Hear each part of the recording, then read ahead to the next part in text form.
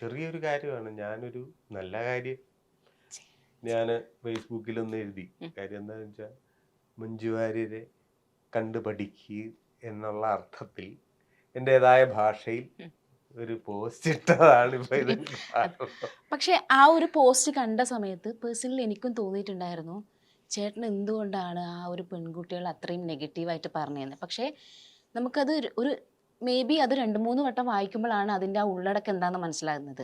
അത് ശരിക്കും എന്താന്ന് ചോദിച്ചാൽ ആ ഒരു ഭാഷ പണ്ട് തൊട്ടേ പറയുന്ന ഒരു സാധനമാണ്. നമ്മൾ ഇപ്പൊ ഉദാഹരണം പറഞ്ഞു കഴിഞ്ഞാൽ ONV കുറുപ്പ് എന്ന് പറഞ്ഞ മഹാനായ കവി ഒരിക്കൽ പറഞ്ഞു, സലിൽ ചൗധരിയുടെ കുറെ സലിൽ ചൗധരിയുടെ കുറേ മ്യൂസിക്കുകൾ, പുള്ളി മ്യൂസിക് ഇട്ടിട്ട് പാട്ട് എഴുതുമെന്ന് ചോദിച്ചതിന് പുള്ളി പറഞ്ഞ മറുപടിയാണ്, പുള്ളി കുറേ മ്യൂസിക്കുകൾ ഇടും, അത് കേട്ട് നോക്കുമ്പം ഇതില് ഏത് എടുക്കണ്ട എന്ന് തോന്നും എന്ന് പുള്ളി പറഞ്ഞു.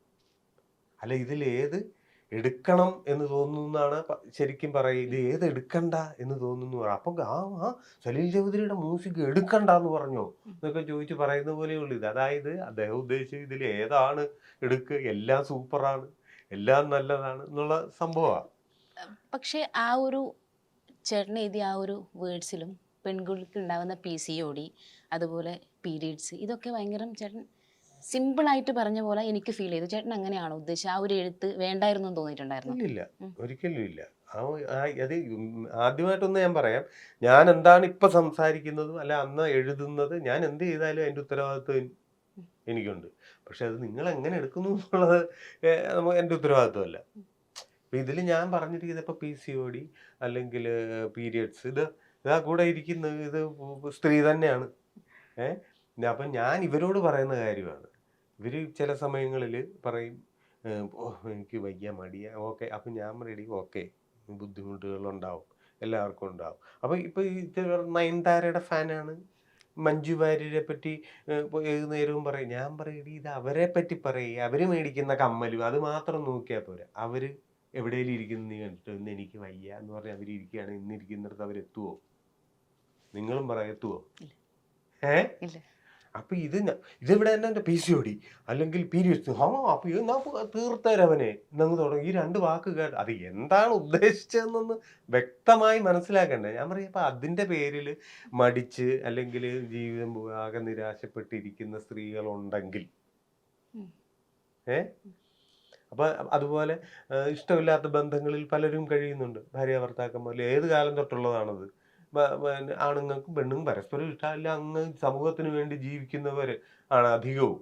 അപ്പൊ അങ്ങനെയുള്ളവരുണ്ടെങ്കിൽ, ഉണ്ടോ എന്ന് എനിക്ക് ഉറപ്പില്ല, ഉണ്ടെങ്കിൽ അവർക്കൊരു അപവാദമാണ് മഞ്ജു വാര്യർ എന്നാണ് പറഞ്ഞത്. കാര്യം എങ്കിൽ അവരെ പോലെ അല്ല മഞ്ജു വാര്യർ. അപ്പൊ ഈ അപവാദം മഞ്ജു വാര്യർ ഇത് രണ്ടും കൂടെ കേട്ടപ്പോ ആഹാ എന്നാ പിന്നെ ചാടിയേക്കാം. ഈ അപവാദം എന്നുള്ള വാക്കാണ്. അല്ല, അപവാദത്തിനേക്കാളും കൂടുതൽ നമുക്ക് സ്ട്രൈക്ക് ചെയ്യുന്നത് പെൺകുട്ടികൾ പീരീഡ്സ് എന്ന് പറഞ്ഞാൽ നമുക്കറിയാം നമ്മൾ അത്രയും വേദന അനുഭവിക്കുന്ന ഒരു അവസ്ഥയാണ്. മേ ബി അത് ആണുങ്ങൾക്ക് പറഞ്ഞു കേട്ട അറിവ് മാത്രമായിരിക്കാം. അതും അതുപോലെ തന്നെ PCOD ഒക്കെ ഫേസ് ചെയ്യുന്ന കുറേ പെൺകുട്ടികളുണ്ട്. അതിൻ്റെ പേരിൽ ഇപ്പം പീരീഡ്സ് ആണെങ്കിൽ പോലും അതിൻ്റെ മൂഡ് സ്വിങ്സ് അതും കാര്യങ്ങൾ കാരണം അനുഭവിക്കുന്ന കുറച്ച് പെൺകുട്ടികളുണ്ട്. അപ്പോൾ അത് ഭയങ്കര സിംപ്ലിഫൈ ചെയ്ത് പറഞ്ഞതുപോലെ ഫീൽ ചെയ്തു. അത് സ്വയം ഓരോരുത്തർക്ക് തോന്നിയതാ. എത്രയോ പേര് പറഞ്ഞു, നിങ്ങൾ വളരെ കറക്റ്റ് ആയിട്ടാ പറഞ്ഞത്.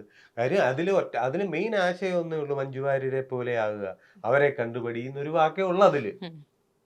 അത് മാത്രമേ ഉള്ളതില്. അത് മാത്രം ഉൾക്കൊണ്ട് എത്രയോ പേര് എന്നെ വിളിച്ചു പറയാം, അങ്ങനെ എഴുതാൻ തോന്നിയല്ലോ മഞ്ജുവിനെ പറ്റി, അങ്ങനെ എത്ര പേര് പറഞ്ഞു. അതൊന്നും ആരും അറിയില്ല. അപ്പം അപ്പൊ അതാ ഞാൻ പറഞ്ഞത്. അപ്പൊ അതുകൊണ്ട് എനിക്ക് ഞാൻ പറഞ്ഞത് മനസ്സിലാക്കേണ്ടവർക്ക് മനസ്സിലായിട്ടുണ്ട്. അപ്പൊ അതിന്റെ പേരിൽ ഉണ്ടായ കുറെ കാര്യങ്ങളുടെ പേരിലാണ് ഇവര് രംഗപ്രവേശം ചെയ്യുന്നത് എല്ലാം. ഓക്കെ. അതുപോലെ തന്നെ ഞാൻ റീസെൻ്റ് ഒരു ഓഡിയോ കേട്ടിട്ടുണ്ടായിരുന്നു. അതിൽ കുറച്ച് കുറച്ച് പ്രാക്കുന്ന രീതിയിലുള്ള സംഭവം, കുറച്ച് നന്നായിട്ട് സംഭവം അതിൽ പറയുന്നുണ്ട്. ബസ്സിൻ്റെ അല്ല ലോറീൻ്റെ അടിയിൽപ്പെട്ട് ചത്തോട്ടെ, ക്യാൻസർ വന്ന് ചത്തോട്ടെ, അങ്ങനെയൊക്കെ പറയുന്നൊരു സംഭവം. പക്ഷേ ഇതിനൊരു എക്സ്പ്ലനേഷൻ ആയിട്ട് കൊടുത്തിട്ടുണ്ടായിരുന്നത് ഞങ്ങളുടെ കാലിക്കറ്റിൽ കോമൺ ആയിട്ട് യൂസ് ചെയ്യുന്ന ഒരു വേർഡാണെന്നുള്ളൊരു സംഭവം പറഞ്ഞിട്ടുണ്ടായിരുന്നു. പക്ഷേ അങ്ങനെ ഒരു വേർഡ് നമ്മൾ വീട്ടിൽ ക്ലോസ് സർക്കിളിൽ സംസാരിക്കുന്ന ഒരു ടേമാണിത്. ഇത് പബ്ലിക് മീൻസ് അത് പറഞ്ഞു, അത് ഭയങ്കര പേഴ്സണലി അയച്ചൊരു വോയിസ് പബ്ലിക് ആയതാണ്. അതും പേഴ്സണലി അറിയുന്ന ഒരാൾക്കല്ലല്ലോ അയച്ചിട്ടുണ്ടായിരുന്നത്. അല്ല. അപ്പോൾ അങ്ങനെ അത് അയച്ചത് വേണ്ടായിരുന്നു തോന്നിയിട്ടുണ്ടായിരുന്നു? ഒരിക്കലും തോന്നിയിട്ടില്ല. ഇനിയും വന്നാൽ ഇനിയും അയക്കും. സെയിം ഇതേപോലെ തന്നെ അയക്കും. കാരണം എന്നെ മാനസികമായി വേദനിപ്പിച്ചിട്ടുള്ള ആൾക്കാർക്ക് അവർക്ക് ഫീലിങ്സ് ഉണ്ട്. ഇത് കേട്ടപ്പം അവർക്ക് ഫീലിങ്സ് ഉണ്ട്. അവരിത് പബ്ലിക് ആക്കിയത് അവരുടെ മിസ്റ്റേക്കാണ്, എൻ്റെതല്ല. കാരണം അവരെന്നോട് എൻ്റെ ഹസ്ബൻഡിനെ തെറി വിളിച്ച്. കാരണം ഞങ്ങളിപ്പോൾ പോയിക്കൊണ്ടിരിക്കുന്ന മാനസികാവസ്ഥ വളരെ മോശമാണ്. കുറേ നാളായിട്ട് ഞങ്ങൾ സ്ട്രഗിൾ ചെയ്തുകൊണ്ടിരിക്കുക. അതിനിടയ്ക്ക് കയറിയിട്ട് ഒരു പോസ്റ്റ് ഇട്ട് കഴിഞ്ഞ് കഴിഞ്ഞിരിക്കണം, അതിൻ്റെ കാര്യങ്ങളല്ലേ പറയേണ്ടത്. തെറി വിളിക്കുക അങ്ങനെയൊക്കെ ചെയ്ത സമയത്ത് ഞാൻ പേഴ്സണലി അയച്ചു, എന്തിനാ നിങ്ങൾ വെറുതെ, നമ്മൾ സംസാരിക്കുമല്ലോ ഇങ്ങനെ, നിങ്ങൾ കാലിക്കറ്റ് ആണോന്ന് എനിക്കറിയില്ല, പറയും എങ്ങനെ വേണ്ടാത്തത് പറഞ്ഞു, വല്ല പാണ്ടിലോറിക്ക് അടിയിലും നമ്മളത് അങ്ങനെ വരാൻ വേണ്ടി പറയുന്നില്ല, ആ സമയത്തുള്ള ഫീലിങ്സിന് പറഞ്ഞതാ. അങ്ങനെ ഞാൻ അവരുടെ റിക്വസ്റ്റ് ചെയ്തത്, എന്തിനാ നിങ്ങൾ പ്രാക്ക്, കാരണം ഞങ്ങൾ അനുഭവിക്കുന്നത് ഞങ്ങൾക്ക് മാത്രമേ അറിയുള്ളൂ. അതിനിടയിൽ എരുതിയിൽ എണ്ണ ഒഴിക്കുന്ന പോലെ ഇങ്ങനെ അടുത്തൊരു, നമുക്കിതൊക്കെ വായിക്കുമ്പോൾ നമുക്ക് ടെൻഷനല്ലേ. അപ്പോൾ അത് ഞാൻ പറഞ്ഞു, എന്തിനാ നിങ്ങൾ, അങ്ങനെയാണ് ഞാൻ ചോദിച്ചത്, വന്ന് പ്രാക്ക് വാങ്ങിയിട്ട് ക്യാൻസർ പോലെ എന്തെങ്കിലും വന്ന് ചാവാൻ നിൽക്കണ്ട, എന്ത് ആവശ്യമുണ്ടെന്നാണ് ചോദിച്ചത്. അപ്പോൾ അവരയച്ച മറുപടിയോ, അപ്പോൾ അവർക്ക് ഫീലിങ്സ് ഉണ്ട്, അവർക്ക് വേദനകളുണ്ട്, അവർക്ക് അവരുടെ ആരെങ്കിലും പറഞ്ഞാൽ അവർക്കെല്ലാം ഉണ്ട്. അപ്പം നമുക്കിതൊന്നുമില്ലേ. ഞങ്ങൾ ഒരാളുടെ കാര്യത്തിൽ ഇടപെടാൻ പോകുന്നില്ല, ഞങ്ങളുടെ കാര്യത്തിലേക്ക് ആരും വരണ്ടെന്നേ ഞാൻ പറഞ്ഞിട്ടുള്ളൂ. അപ്പം നമുക്കെതിരെ ഒരു കേസ് വന്നു കഴിഞ്ഞിരിക്കുകയാണെങ്കിൽ നമ്മൾ അതിൻ്റെ പിന്നാലെ പോയി നമ്മളത് അനുഭവിച്ചേ പറ്റുള്ളൂ. അതിൻ്റെ ഇടയിൽ ഒരു കണ്ടിട്ട് പോലും ഇല്ലാത്ത ഒരാൾ ഈ മനുഷ്യനെ, കാരണം ഇയാൾ എന്താണെന്ന് ഏറ്റവും നന്നായിട്ട് അറിയുന്ന ആൾ ഞാനല്ലേ. അപ്പം അതുകൊണ്ട് അങ്ങനെ ഇപ്പം ഞാൻ മാന്യമായിട്ട് അവരുടെ അടുത്ത് ചോദിച്ചു, അവർ തെറി പറഞ്ഞു. അപ്പം എനിക്കെന്താ തെറി പറയാൻ അറിയില്ലേ. ഇതിലും ഇനി സംഭവം എന്ന് പറഞ്ഞാൽ ഇതിപ്പോ വന്നെന്താന്ന് ചോദിച്ചാൽ, ഇപ്പം നമ്മളിപ്പോൾ ആരാണേലും ഒരു എൻ്റെ ഫേസ്ബുക്ക് പോസ്റ്റുകൾ എടുത്ത് ആർക്ക് വേണേലും നോക്കാവുന്നതാണല്ലോ. നോക്കി ഒരിടത്ത് പോലും ഞാനൊരു വ്യക്തിയെ ആക്ഷേപിച്ചുകൊണ്ടോ രാഷ്ട്രീയമോ ജാതിയോ മതം പറച്ചിലോ ഒന്നുമില്ല. ഒരു കാര്യങ്ങളും പറഞ്ഞിട്ടില്ല. ഞാൻ പറയാനുള്ള കാര്യങ്ങളെ പറഞ്ഞിട്ടുള്ളൂ. ഇതിലും അതുപോലെ തന്നെ പറയുമ്പോൾ അതിനകത്ത് ഇപ്പോൾ ഉദാഹരണം പറയാം, ഈ ആൾക്കാർ ഇപ്പം നിങ്ങളോടിപ്പം ഞാൻ സംസാരിക്കുന്നു. അപ്പം എനിക്ക് പണ്ട് പറയുമായിരുന്നു, ഉത്തരം മുട്ടുമ്പോൾ കൊഞ്ഞനം കാണിക്കുക എന്നൊക്കെ പറയുന്ന ഒരു പേര് കേട്ടിട്ടുണ്ടോ? ചില ആൾക്കാരുണ്ട് പറയുമ്പോൾ തിരിച്ചൊന്നും പറയാനില്ല, തുണി നോക്കി കാണിച്ചേച്ചു പോകും എന്ന് പറയുന്ന പോലത്തെ പരിപാടിയാണ്. എന്തെങ്കിലും ഒരു ചോദ്യം, ഇപ്പൊ പറഞ്ഞ പോലെ എൻ്റെ പോസ്റ്റിനകത്ത് ഇന്ന സംശയങ്ങളുണ്ട്, നിങ്ങൾ ഇന്ന പോലെയാണോ പറഞ്ഞത്, നിങ്ങൾ ഇന്നതാണ്, അപ്പൊ നമുക്കും മറുപടി കൊടുക്കാം, ഞാൻ അങ്ങനെയല്ല ഉദ്ദേശിച്ചത്, ഞാൻ ഇങ്ങനെയാണ് അല്ലേ. ഇത് ഒരു ബന്ധമില്ലാതെ വെറുതെ അങ്ങോട്ട് ഈ പറഞ്ഞ പോലെ തെറി. കാര്യം അവർക്ക് എന്താണെന്ന് വെച്ചാൽ ഇതിന്റെ മറുപടി പറയാൻ അവർക്ക് ഭാഷയില്ല. മനസ്സിലായില്ല. അവർ തോറ്റുപോയവരുടെ ഏറ്റവും വലിയ ലക്ഷണമാണ് ഈ ചീത്തവിളിയും ബഹളവും ദേഷ്യവും ഒക്കെ. അവർക്കതല്ലാതെ അതിനെ പ്രതികരിക്കാൻ അറിയില്ല. അപ്പൊ അങ്ങനെ കേട്ടപ്പോൾ ഞാൻ എന്നോട് പറയും, അതിലൊന്നും വലിയ കാര്യമൊന്നുമില്ല. അല്ല, ഞാൻ പ്രതികരിക്കും. കാരണം എന്താ വെച്ച് കഴിഞ്ഞാൽ പഴയ കാലം എന്നല്ല, എനിക്ക് അങ്ങനെ എൻ്റെ വീട്ടിൽ അച്ഛനെയോ അല്ലെങ്കിൽ ബ്രദറിനെയോ അല്ലെങ്കിൽ ചേട്ടനെയോ ആരാണെങ്കിലും എൻ്റെ ക്ലോസ് ആയിട്ടുള്ള ആൾക്കാർ ആരെങ്കിലും തെറി വിളിച്ച് മലരേന്ന് വിളിക്കുമ്പോൾ ഞാൻ പറയും, വീട്ടിൽ അച്ഛനെ വിളിക്കുന്നതായിട്ട് ഇങ്ങോട്ട് വരരുതെന്ന് തന്നെ ഞാൻ പറയും. പിന്നെ എന്താ വെച്ച് കഴിഞ്ഞാൽ ഞാൻ PCOD ഉള്ള ആളാണ്.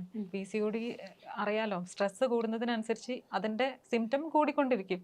അപ്പം ഞാൻ ഈ ഓടിക്കൊണ്ടിരിക്കുന്ന സമയത്ത് എനിക്ക് ബ്ലീഡിങ് ആയിട്ട് നിൽക്കാതെ, ബ്ലീഡിങ് ഉള്ള സമയത്ത് ഞാൻ ഓടിക്കൊണ്ടിരുന്നു നട്ടപ്പൊരിഞ്ഞ വെയിലത്ത്. കാറ് ഒന്നുമില്ല, വണ്ടികളുണ്ട് പക്ഷെ ഓടിക്കാൻ ആളില്ല, ഞാൻ ഒറ്റയ്ക്കാണ് പോയിക്കൊണ്ടിരുന്നത്. അപ്പം എനിക്ക് എല്ലാം മറന്നിട്ട് ഞാൻ അതിൻ്റെ പിന്നാലെ ഞാൻ അനുഭവിച്ച കുറേ കാര്യങ്ങളുണ്ട്.